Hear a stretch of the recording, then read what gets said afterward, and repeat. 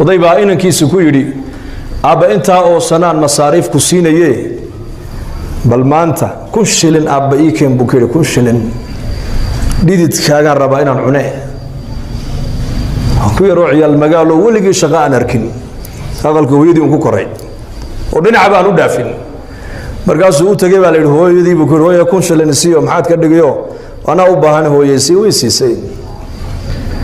odaygii aabihii buu u geeyey intuu nin lacagta soo shaqeeyay iska dhigay buu aabbo waatan lacagtii hoo uu ka qaado dab hortiisa ka baxayay buu 1,000 shilin ku tuuray odaygii markaasuu weliba inankiisiiba hoosta ka yareego saas u eegay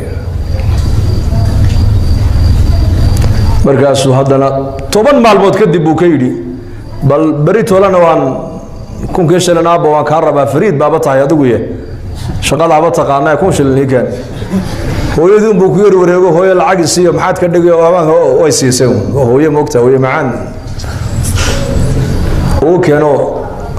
uu ka qaado dabkii unba haddana ku tuuray kiina bul maalin muddo kadib uu haddana yidhi bal maantana aabbo fariid baaba noqotee oo u tago hooye 1,000 shilin isiiyo war lacagta beryahan aad iga gurto horta halkeed geysaa way runta ma ku sheega ahaa aabba igu yidhi ii soo shaqee anu shaqa ma garanaye isagaan markaa u geeyaa 1,000 shilin oo muxuu ka dhigaa odaygu lacagta wallaahi dab hortiisa ka baxayo unbuu ku tuuraa isaguna markaasay ku tiri war lacag la gubo anigu ma hayee hore magaalada u gal odayga waa mithaal yani mathal xataa tafhamu shaqo tagay dad markaa wuxuu arkay nimana qaldhisaya uu arkay u waraysto maalintii imsaad soo shaqaysaayo caynkaas oo 1,000 shilino uu la shaqo tago aduu wuxuu hawl soo qabanayba uu soo qabtay lacagtii hore lacagtan ma isku qiimaa markaa oo u keenay odaygii aabbo hoo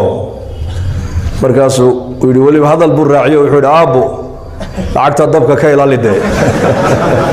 nabiga sallallahu markaasuu yidhi oo maxaa ku jaban buu yidhi haddaan ku tuura kuwii horeba soonigii gubayey ma may aabba tani tii hore way ka duwan tahay tan hee tan waa dhidid baa ku baxay buu yidhi waxaan u soo qaatay mathalkaas shaygan marka uu maal iyo waqti iyo caqli iyo dadaal iyo ragnimo ay kaa gasho ayaa qiimihiisa la gartaa marka diinta dadaalkeega diinta oo dadka la baraa waa dadaal diineed diinta oo dadka loogu soo baraarujiyo loogu yeedhaa waa dadaal diineed adiga lafahaantaada oo salaada jamaca aad ku ilaalisaa waa dadaal reerkaaga iyo ubadkaaga oo diinta ilaahay aad ku tarbiyadaysaa kasbi xalaalana aad uga soo shaqaysaa waa jihaad waa dadaal waqtigaaga maalkaaga ardayga waqtigiisa inuu diinta barta ku bixinaya waa jihaad man kharaja fi طalab العلم fahuwa fi sabiili الlahi xataa yarjica maalkaaga waqtigaaga ood waqti yar ka soo goysaa ood ilaahay dartii aad u baxdaa kolba tuulo kolba hayjad kolba mii kolba magaalo aad ilaahay dartii u baxdaa reerkaaga iyo ubadkaagana ay waxay kugu sii sugaan aad uga tagtaa waa dacwad waa jihaad reerkaaga dayac laguma leh lagumana odhan nin baa nebiga u yimid oo yidhi awrkayga maan dabraa mise ilaahay baan u tala saartaa waxau nebigu ku yidhi awrkaaga dabro ilaahayna tala saaro markaad baxayso haddaad 4 bilood baxayso haddaad 2 bilood baxayso haddaad bil baxayso haddaad sanad baxayso reerkaaga mas-uuliyad baa kaa saarana waxay biil ka dhiganayeen meel u saar inaad cidlo kaga dhaqaaqdaa caqliguna ma aqbalayo sharciguna ma aqbalayo haddaad aragteen ood maqasheen mid la yidhi reerkiisiibuu kaga dhaqaaqay bilaa biil kaasi waa tartiibtii dacwaddu garan maree dacwaddoo dhan maaha sidaas ogaada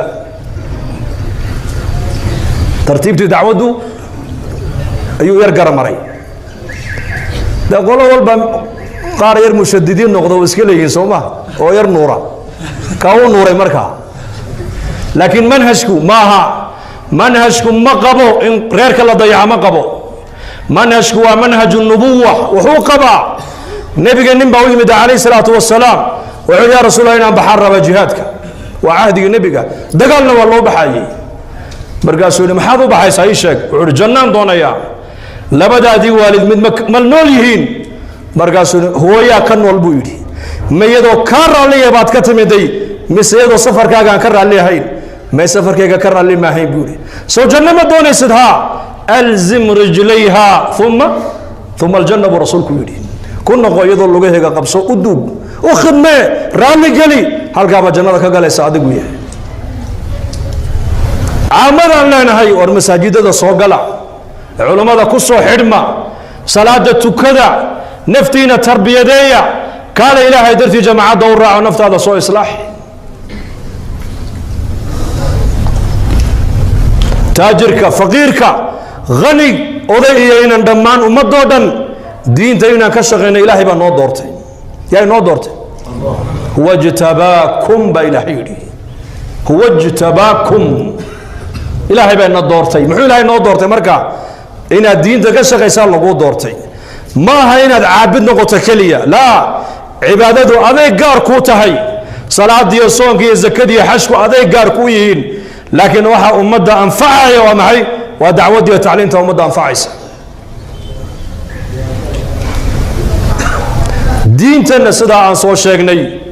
adduunyada waa ka ducana waa lagu helaa diinta laakiin dadaal baa lagu helaa inaku laakiin waan bedelle maanta haddaan Soomaalinaho waxaan leenahay adduunyadu dadaal bay u baahan tahay